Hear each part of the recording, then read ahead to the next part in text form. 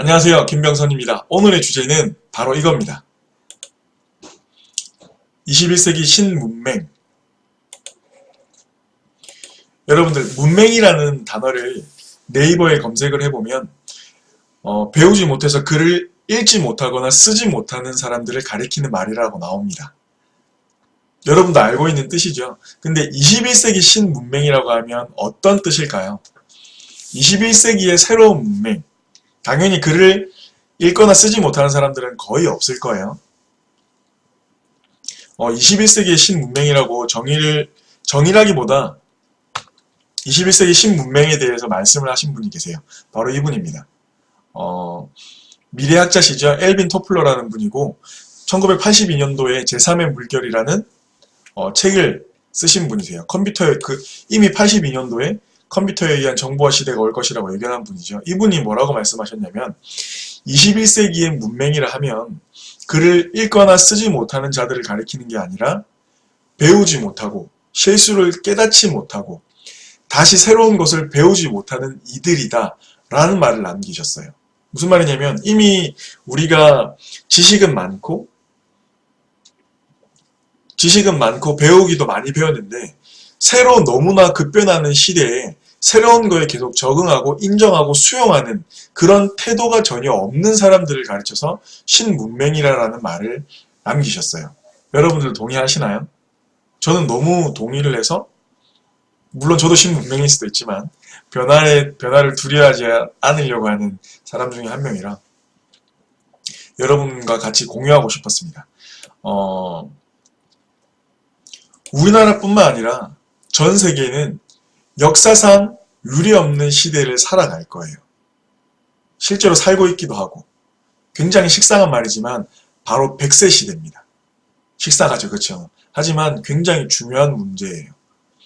인류 역사상 단 한 번도 경험한 적이 없고 당연히 경험한 국가도 없고 어떠한 정책도 문화도 복지도 정치도 경험해 본 적 없는 100세 시대가 바로 그겁니다.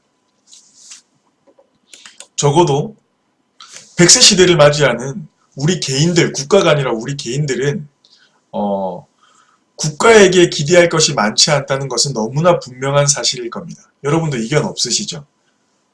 우리나라가 정치를 이렇게 빨리 발전하고 해온 데에는 벤치마킹이죠. 가까운 우리나라랑 정말 구조가 비슷한 일본이나 또는 미국이나 선진 유럽 같은 곳에 실제로 이렇게 가서 배우고 와서 그걸 이제 우리나라에 맞게 적용을 해서 이렇게 빨리 발전한 것도 있습니다. 우리 장사할 때도 기본이잖아요. 벤치마킹해서 나한테 맞춰서 조금 더 발전시키는. 그렇죠. 근데 100세 시대에 대해서는 정말 우리 개인이 국가에 바랄 수 있는 게 크게 없을 수도 있어요. 벤치마킹할 국가가 없죠. 가까운 일본조차도 계속해서 시행착오를 하고 있는 중입니다. 이제 100세 시대에 접어들고 있고. 그렇죠.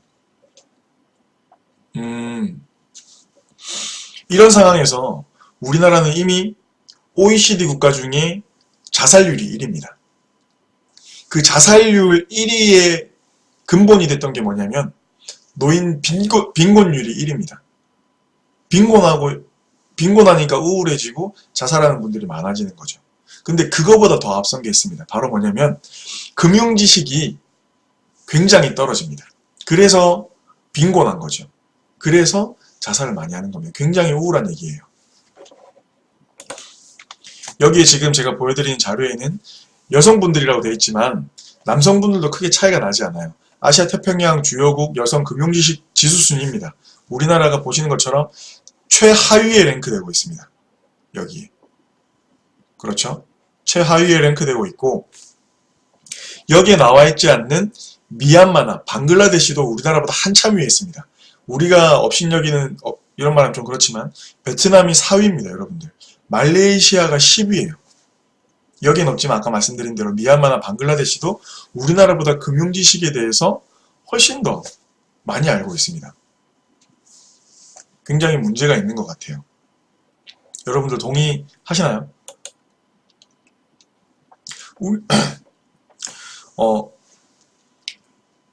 21세기 문명이란 실수를 깨닫지 못하고 다시 배우지 못하는 이들이라는 엘빈 토플러의 말을 분명히 상기시켜야 될 것 같아요. 우리는 한국전쟁, 6.25 전쟁 이후에 급격한 경제발전을 이루었지만 금융에 대한 이해는 아직까지도 60년대, 70년대에 머물러 있는 것 같습니다. 하나 예를 들어볼까요? 물가는 해마다 2에서 3%씩 복리로 상승하고 있는데 우리는 아직까지도 단리를 주는, 그것도 2% 정도밖에 못 주는 은행에만 적금을 넣고 있습니다. 물론 여러분들 재테크에 관심 많으신 분들이 영상을 시청하시는 거라서 그런 분들은 적으시겠지만 우리 주변을 보면 여러분들 아실 거예요.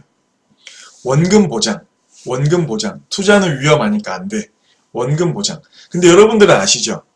원금 보장이라는 말은 장기적으로 보면 확정적인 손해입니다. 확정적인 손실인 거죠. 왜 그렇죠? 화폐 가치 때문에 그렇습니다. 제가 이거를 한번 단순하게 계산을 한번 해볼게요. 네이버에 이자 계산기라고 치면 이런 툴이 나옵니다. 여기에다가 제가 항상 예를 들면 항상 짜장면 예를 들죠? 짜장면으로 한번 예를 들어 볼게요, 여러분들. 짜장면이 30년 전에 500원이었습니다. 그렇죠? 500원을 그 당시에 10,000그릇을 한꺼번에 사 먹는다고 쳐볼게요. 그러면 얼마죠? 500만원입니다. 500만원. 500만원을 제가 예금에다가 클릭을 해놨어요. 일시금이니까. 500만원을 10,000그릇, 그 당시에 30년 전에 짜장면을 100그릇을 시켜 먹을 수 있는 돈입니다. 한꺼번에. 10,000그릇을 시켜 먹을 수 있는 돈입니다. 이거를 30년이 지났습니다. 그쵸? 은행 이자를 줘볼게요. 단리입니다. 단리. 30년 동안 몇 프로 이자를 줘볼까요, 여러분들? 지금 2%지만 5% 이자를, 10% 이자를 한번 줘볼까요? 굉장히 과감하게? 너무 많이 나온 거 아닌가?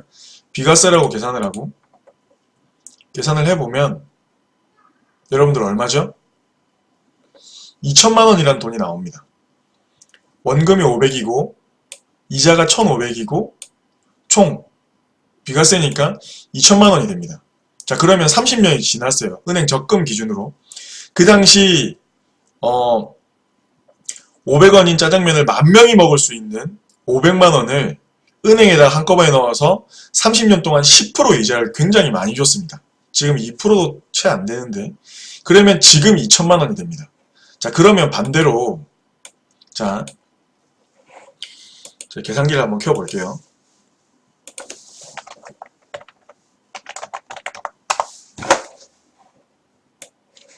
자, 여러분들 계산기입니다. 지금 짜장면이 얼마죠, 여러분? 5,000원입니다. 5,000원 곱하기 10,000그릇 얼마인가요? 5천만원입니다.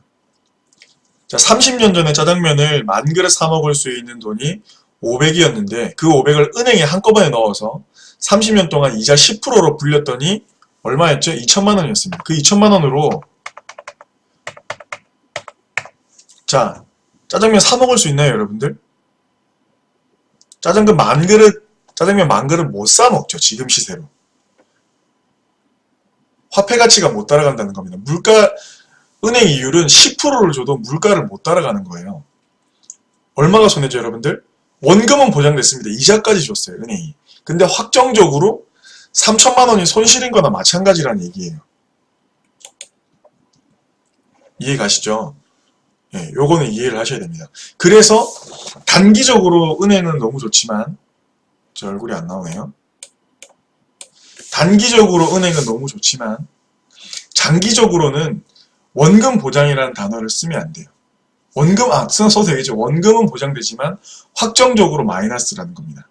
하지만 우리가 하고 있는 재테크, 주식, 장기 투자는 원금은 보장되지 않지만 가능성은 있잖아요. 근데 여러분도 아시겠지만 장기적으로 하면 수익이 날 수밖에 없어요. 코스피가 복리로 9%씩 상승을 했습니다. 해마다. 자,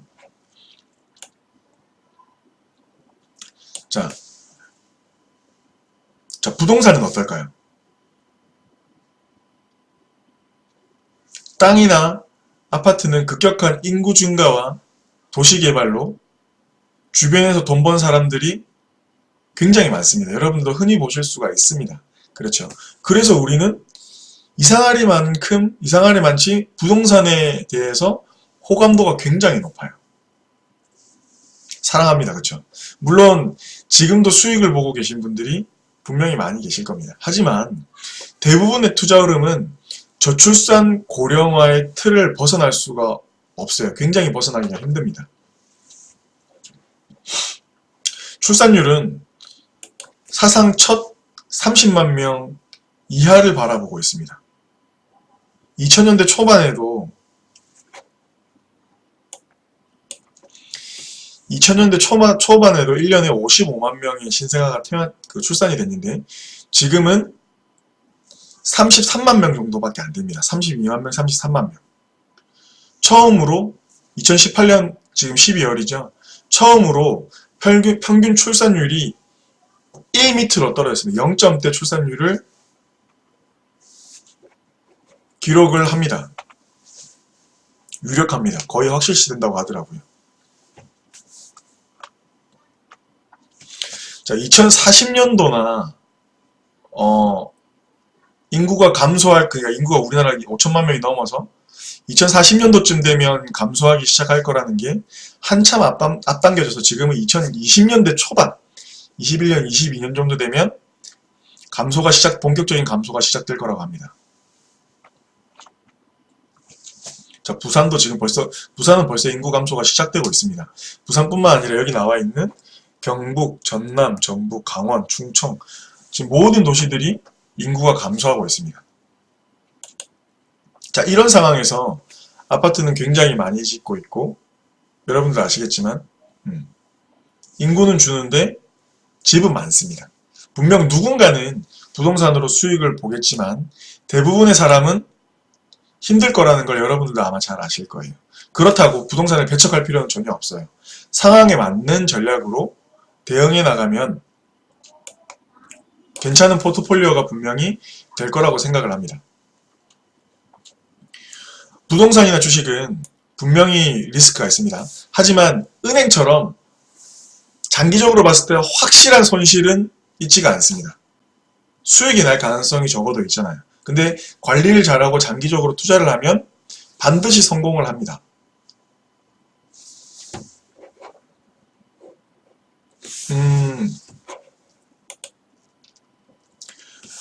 주식계좌에 여유자금으로 20-30% 현금으로 가지고 있는 것으로 얼마든지 단기 자금을 적금 대신 활용할 수 있어요.